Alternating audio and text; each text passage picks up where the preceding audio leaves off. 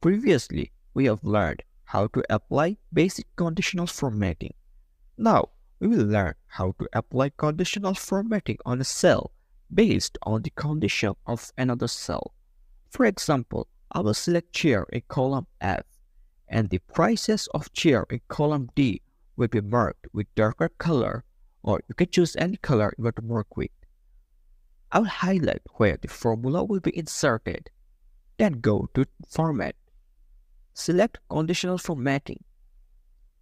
Then, I will select Custom Formula Is, then put the formula equal to $F to $F. It will select the whole column F, then equal to chair, and I want to use blue and text color as white.